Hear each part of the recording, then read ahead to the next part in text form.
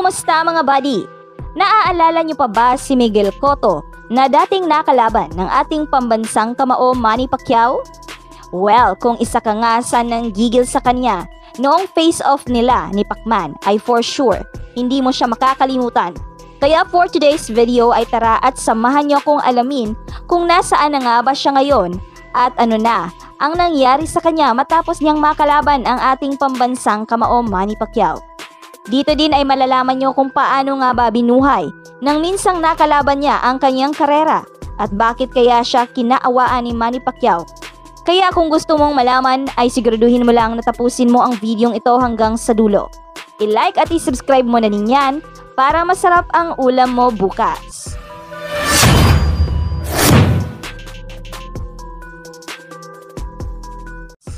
Si Miguel Angel Cotto Vasquez o mas nakilala sa kanyang boxing name na Miguel Cotto ay isang Puerto Rican boxer at isinilang noong October 29, 1980. Bata pa lang ay kinahiligan na talaga ni Miguel Cotto ang pagbaboxing at naging maganda naman ang mga ipinakita niyang laban noong siya pa lamang ay nasa amateur at noong pagtungtong naman ito sa professional at sa loob nga ng taong 2001 hanggang 2008 ay nananatili itong undefeated dahil hindi din talaga basta-basta ang kamao at diskarte nito sa pakikipaglaban. Hanggang sa dumating na nga din ang araw na namantsahan ang record niya nang matalo siya ni Antonio Margarito. Sobrang kawawa nga nang sinapit ni Cotto sa kamay ni Margarito to the point na hindi na maitsura ang mukha nito. Mas nakakalungkot pa dahil sa ito pa nga lang ang kanyang kauna-unahang talo. Kaya napakasakit talaga nitong tangkapin. Pero kalauna naman ay lumabas ang mga issue patungkol sa di umunoy pandaraya ni Margarito kay Cotto.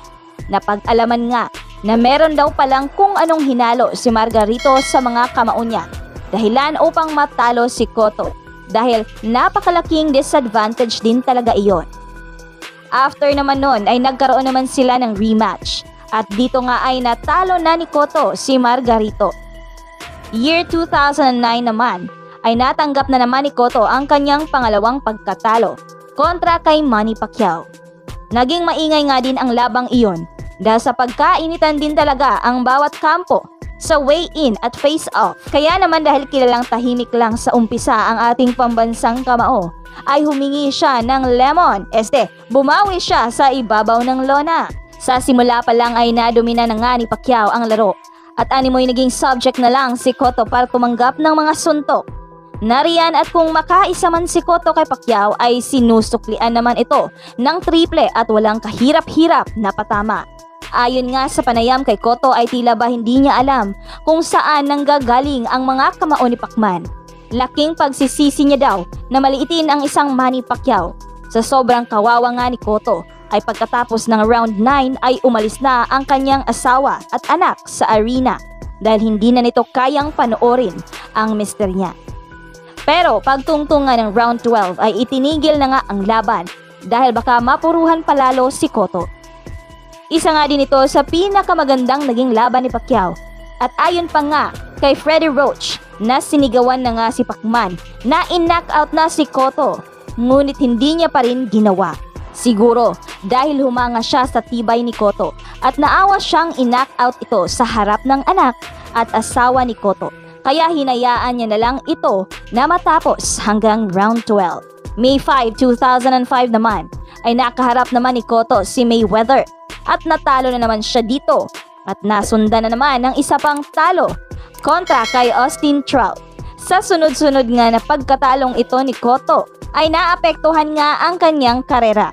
Kaya naman nag-decide si Cotto na lumipat ng trainer at dito niya nga napili si Coach Freddie Roach.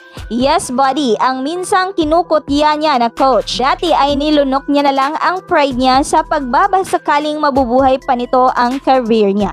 Dito nga ay nakasabayan pa sila ng pagtitrain ni Pacquiao. Kasi nga pareha din silang may mga upcoming na laban that time. Pero ganoon pa man ay nagagampanan pa din naman ni Roach ang pagtitrain sa mga ito. Hanggang sa nitong year 2015 at year 2017 ay muli na namang natalo si Miguel Cotto. Dahilan upang napagdesisyonan niya na magretiro na. At sa ngayon ay heto na nga siya. Bumabawi na siya sa kanyang pamilya. at nagpapatakbo na din ng mga negosyo. At may-ari na din siya ng Miguel Cotto Promotions. May mga viral ding litrato si Cotto na nakuhanan sa lugar nila kung saan siya mismo ang tumutulong na palitan ang gulong ng isang tao na nasiraan habang nakasalubong nila sa daan. Ayon naman sa mga taga doon ay sobrang bait daw talaga at matulungin itong si Miguel Cotto. Yan din siguro ang dahilan kung bakit hindi siya ni-knockout ni Pacquiao. Ikaw, ano kaya sa tingin mong dahilan? Bakit hindi na-knockout ni Pacquiao si Miguel Cotto?